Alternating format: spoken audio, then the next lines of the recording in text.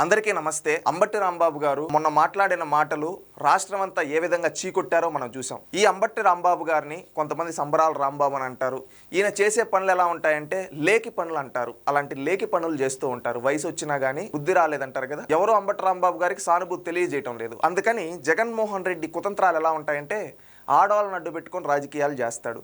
ఈరోజు వాళ్ళ కూతురుని తీసుకొని వచ్చి ఎంతో అమాయకంగా మాట్లాడిస్తూ ఈ విధంగా కుల రాజకీయాలు చేయాలనుకుంటాడు. అంటే కుల రాజకీయాలు ఎవరు చేస్తారు? గుణం లేని పాలకుడు కులం గొడుగు పడతాడు, కులం రాజకీయాలు చేస్తారంటారు.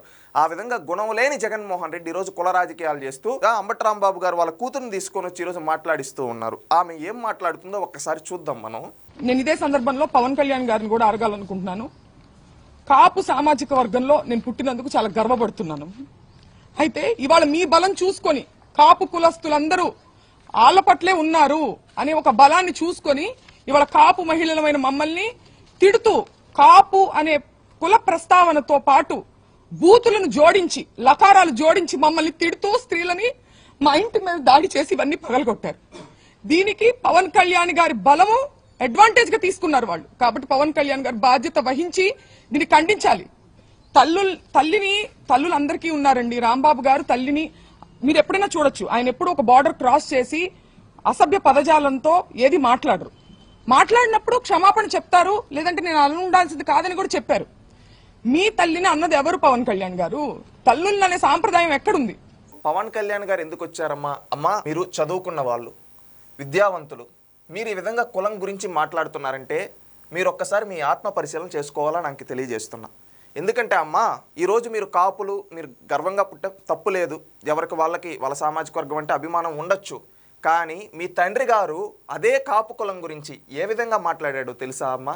ఒకసారి మీరు ఆ వీడియోలు తెప్పించుకోండి. 2-3 ఇంటర్వ్యూలో నేను ఈ కులంలో పుట్టిన నాకు వీళ్ళు ఎంత నీచంగా మాట్లాడాడు తెలుసా కాపు కులం గురించి. ఆ రోజు నువ్వు డాడీ మనం కాపులం, ఆ విధంగా మన కులాన్ని మీరు కించపరచద్దు అని మీరు ఏ రోజన్నా చెప్పారా అమ్మా? లేదు కదమ్మా. ఇంకొకటి, ఈరోజు మిమ్మల్ని ఏదో తిట్టారు అంటున్నారు. ఒకటమ్మా, తెలుగుదేశం పార్టీ కావచ్చు, జన సైనికులు కావచ్చు, బీజేపీ వాళ్ళు కావచ్చు, కూటమిలో ఉండి ఎవ్వరు కానీ మిమ్మల్ని కానీ మీ తల్లి గారిని కానీ మీ సోదరి ఇంకొకరు కూడా ఉన్నారు వాళ్ళని కానీ ఏ రోజు తిట్టలేదమ్మా. తెలుగుదేశం పార్టీ వాళ్ళు ఏ రోజు మహిళ అంబట్టి రాంబాబు కుటుంబ సభ్యుల్ని, రాంబాబు యొక్క భార్య గారిని కానీ మిమ్మల్ని కుమార్తెలైన మిమ్మల్ని కావచ్చు ఏ రోజు తిట్టలా. అంబట్టి రాంబాబు ఎంత నీచుడైనా అయి ఉండొచ్చు, అంబట్టి రాంబాబుని తిట్టారు కానీ మిమ్మల్ని తిట్టలేదమ్మా. అమ్మా, ఆ లకారాలనే ఓటు ఎవరో తెలుసా అమ్మ? వాడింది తండ్రి గారమ్మా. అది చూసుకోండి అమ్మా. అమ్మ, ఇది ఒకటే కాదు, మీరు ఈరోజు ఒక నిలబడి మాట్లాడుతున్నారు జగన్మోహన్ రెడ్డి. ఆ జగన్మోహన్ రెడ్డి ఎంతమంది తల్లుల్ని ఆ లకారాలతో తిట్టించాడో నీకు తెలుసా అమ్మా? నువ్వు ఇంకొకటి గుర్తుపెట్టుకో అమ్మా. ఈరోజు ఏదో జగన్మోహన్ రెడ్డి మెప్పు కోసం మీరు ఈ విధంగా బయటకు వచ్చి మాట్లాడారు. జగన్మోహన్ రెడ్డి తన సొంత చెల్లెల్నే అదే లకారాలతో తిట్టించాడమ్మా. మీకు నిజంగా చిత్తశుద్ధి ఉంటే ఇలాంటి అబద్ధ మాటలు కాకుండా నిజాయితీగా మాట్లాడండి అమ్మా. ఈరోజు కాపు కులాన్ని తీసుకొని వస్తున్నారే. 5 ఏళ్లలో జగన్మోహన్ రెడ్డి కాపులకు అన్యాయం చేసినప్పుడు, కాపులపైన దాడి చేసినప్పుడు మీరు ఎక్కడున్నారమ్మా అని అడుగుతూ ఉన్నాం. అది ఈరోజు మీరు పవన్ కళ్యాణ్ గారి గురించి పవన్ కళ్యాణ్ గారి యొక్క కుటుంబ సభ్యుల గురించి, పవన్ కళ్యాణ్ గారి యొక్క భార్య గురించి, పవన్ కళ్యాణ్ గారి యొక్క బిడ్డల గురించి ఇదే వైసీపీ నాయకులు ఆ రోజు దాడి చేస్తూ ఉండేటప్పుడు నువ్వు కావచ్చు, మీ తండ్రి గారు కావచ్చు, అన్నా జగన్మోహన్ రెడ్డి గారు మీరేమైనా ఉండండి, రాజకీయంగా వ్యక్తిగతంగా మాత్రం పోవద్దు, వాళ్ళ ఇంట్లో ఆడవాళ్ళ గురించి మాట్లాడకూడదు అని ఆ రోజు మీరు ఎందుకు చెప్పలేకపోయారమ్మా? మీ ఇంట్లో ఆడవాళ్ళ గురించి ఏ రోజు ఎవరు తిట్టలేదమ్మా, తిట్టరు కూడమ్మా. మీ నాన్న తప్పుడు పని చేశాడు, మీ నాన్న తప్పుడు వ్యక్తి, మీ నాన్నని రాజకీయంగా విమర్శించి ఉండొచ్చు కదా, మిమ్మల్ని ఏ రోజు తిట్టలేదమ్మా, ఏ రోజు తిట్టరు కూడమ్మా. అమ్మ, ఇంకొకటి కులం గురించి, ఈరోజు ఆంధ్రప్రదేశ్ రాష్ట్రంలో ఏ పార్టీ కానీ కుల రాజకీయాలు చేయాలనుకోవటం లేదమ్మా, ఒక్క వైసీపీ తప్ప. మీరు అది కూడా గుర్తుపెట్టుకోండి అమ్మా. ఎందుకంటే ఈరోజు మీరు సమాజంలో ఒక చదువుకున్న వాళ్ళగా న్యాయం వైపు మీ నాన్నగారు చేసిన తప్పు, ఆ తప్పుకి క్షమాపణ చెప్పి రేపు భవిష్యత్తులో జరగకుండా ఉంటే మీ విలువ పెరుగుతుందమ్మా. అంతేగాని జగన్మోహన్ రెడ్డి గారు ఇంకొకరు ఎవరో చెప్పిన మాటలను బయటకు వచ్చి ఈ విధంగా మాట్లాడితే మీ విలువ తగ్గిపోతుందమ్మా. దయచేసి జగన్మోహన్ రెడ్డి ఆటలో మీరు కీలుబొమ్మలు కావద్దని తెలియజేస్తున్నాం. ఎందుకంటే ఇదే జగన్మోహన్ రెడ్డి ఒకప్పుడు మీ తండ్రి గారితో ఎలా మాట్లాడిచ్చాడు గుర్తుపెట్టుకో. మీ తండ్రి గారు ఏమి అమాయకుడు కాదే. చంద్రబాబు నాయుడు గారిని ఎన్నిసార్లు విమర్శించాడు, చంద్రబాబు నాయుడు గారిని అక్రమంగా అరెస్ట్ చేసిన, మొన్న కేసు కూడా కొట్టేశారు. అంటే అప్పుడు ఎన్ని అబద్ధాలు మాట్లాడాడు, ఎన్ని తప్పుడు మాటలు మాట్లాడాడు, దానికి క్షమాపణ చెప్పాలి కదమ్మా.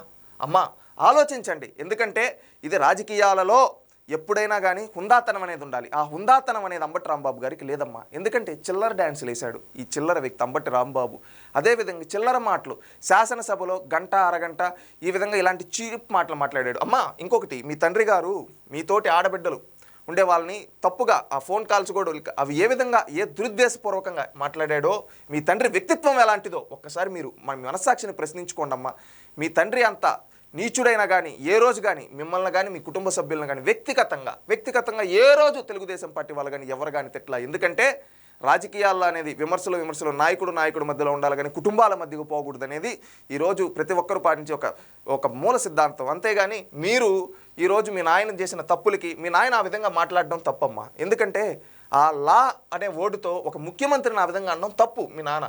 అదేవిధంగా గతంలో కూడా ఎన్నో సందర్భాల్లో ఎట్లా పడితే కుక్క పిచ్చి కుక్క నోటికి ఏదొస్తే అవి ఆ విధంగా మాట్లాడకూడదు. ఆ విధంగా మాట్లాడేటప్పుడు మీ నాన్నగారు మీరు వెళ్ళి చెప్పునుండాలి, నాన్న ఆ విధంగా మాట్లాడకూడదు, డాడీ ఆ విధంగా చేయకూడదు, అది తప్పు డాడీ, ఎందుకంటే మేము ఆడబిడ్డలమే, వాళ్ళ ఇంట్లో ఆడబిడ్డలు మీరు ఈరోజు ఈ విధంగా అంటూ ఉన్నారు, రేపు మమ్మల్ని ఎవరన్నా అనే అవకాశాలు ఉంటాయి, మీరు ఈ విధంగా నోరు జారితే వాళ్ళు ఇప్పుడు మంచోళ్ళు కాబట్టి మమ్మల్ని ఏం అనలేదు, కానీ రేపు భవిష్యత్తులో అంటే మేము తట్టుకోగలమా, నువ్వు తప్పుడు పనులు మాట్లాడద్దు డాడీ, తప్పుడు మాటలు చేయొద్దు డాడీ, ఈ విధంగా హుందాతనమైన రాజకీయం చేయడం, లేకపోతే రాజకీయాల ఆఫీస్ ఇంట్లో రెస్ట్ తీసుకో డాడీ అని మీరు చెప్పుండాలమ్మా.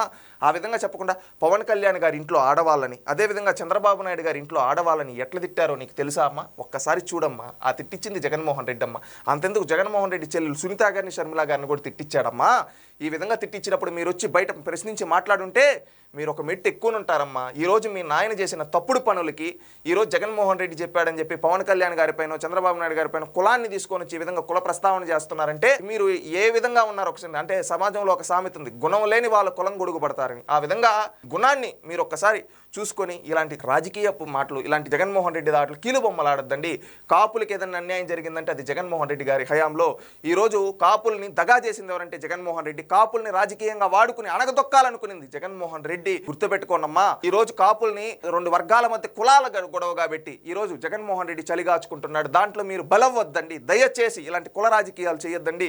హుందాతనంగా ప్రతి ఒక్కరూ వాళ్ళ సామాజిక కాపులు ఎంతో మంది మహానుభావులు ఉన్నారు, మహోన్నతమైన స్థాయిలో గొప్పగా ప్రజలకు సేవ చేసిన వ్యక్తులు ఉన్నారు. అలాంటి కులాన్ని ఈ రోజు ఎవరో ఒక నీచుడు నోటికేదొస్తే అది మాట్లాడి ఆ నోటి దురుస్తో మాట్లాడిన మాటలు ఆ వ్యక్తికి ఆ కులం పేరు చెప్పి ఆ కులం యొక్క గొప్పతనాన్ని తగ్గించద్దండి. దయచేసి హుందాతనమైన రాజకీయాలు చేయండి అమ్మా. ఇంకా కుల రాజకీయాలు చేయొద్దండి దయచేసి. చదువుకున్న వాళ్ళు మీ నాన్న చేసింది తప్పు, 100% తప్పు, ఎవ్వరు సమాజంలో యాక్సెప్ట్ చేయరు. మీ నాన్న దయచేసి మీ నాన్న తరపున మీరన్న క్షమాపణ చెప్పి హుందాతనంగా ఉంటే మీరు ఒక మెట్టు ఎక్కుతారు. అంతేగాని ఇలా ఏవంటే అవి బేస్లెస్ కామెంట్స్ చేస్తే మీ స్థాయి తగ్గిపోతుందమ్మా. దయచేసి హుందాతనంగా ఉండాలని తెలియజేస్తూ ఉన్నాం.